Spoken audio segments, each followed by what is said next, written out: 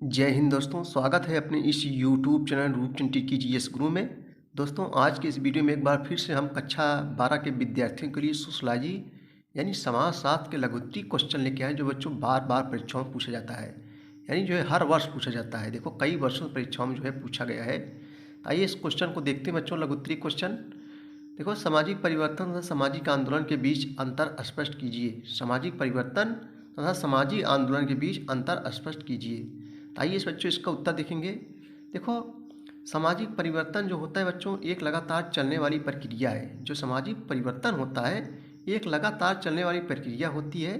और सामाजिक परिवर्तन की बृहद बृहद मतलब बड़े बृहद ऐतिहासिक प्रक्रियाएं असंख्य व्यक्तियों तथा सामूहिक गतिविधियों का परिणाम होती हैं।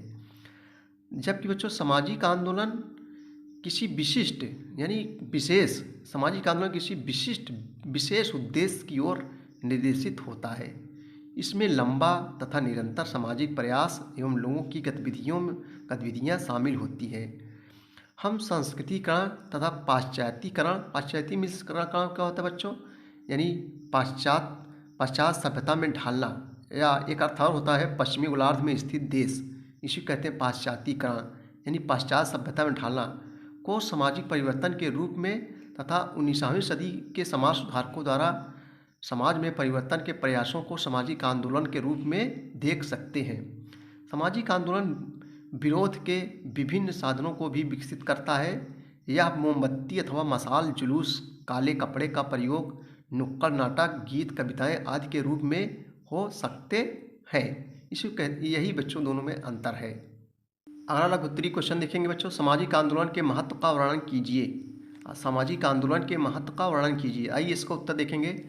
देखो, सामाजिक आंदोलन ने उस संसार में जहां हम रहते हैं को एक नया आकार दिया।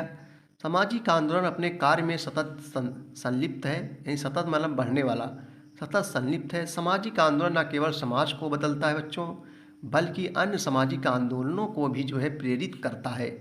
भारतीय राष्ट्रीय आंदोलन भारतीय संविधान के निर्माण का प्रतिरूप तैयार किया।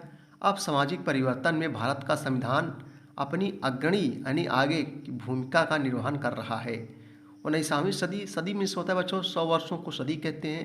19वीं सदी के समाज सुधारक जो समाज में सुधार लाए, समाज सुधार आंदोलन ने जातिगत तथा लैंगिक भेदभाव के विरुद्ध संघर्ष किया तथा भारतीय राष्ट्रीय आंदोलन ने हमें सन 1947 में औपनिवेशिक शासन से मुक्ति दिलाई। यानी बच्चों, हमारा देश 1947 में आज़ाद हुआ। औपनिवेशिक काल किसे कहते हैं, जब एक देश दूसरे देश को गुलाम बनाए रहता है तो वो औपनिवेशिक, जिससे अपने यहाँ भारत को अंग्रेज़ों ने गुलाम बनाया था, तो उस समय बच्चों उस काल को औपनिवेशिक काल कहा जाता था। तो अंग्रेज से हम लोग 1947 में आज़ाद हो गए, अंग्रेज़ों से मुक्ति मिल गई, तो औपनिवेशिक शासन से मुक्ति दिलाई। विश्व के कई भागों जैसे एशिया, अफ्रीका तथा अमेरिका राष्ट्रीय आंदोलन हुए। यानी बच्चों ये सब क्या है, महाद्वीप हैं। अमेरिका राष्ट्रीय आंदोलन हुए तथा इन क्षेत्रों में इसके कारण औपनिवेशिक शासन की समाप्ति हुई। चलो बच्चों, आगे लघुत्तरी क्वेश्चन देखेंगे। देखो, ये क्वेश्चन इंपॉर्टेंस है।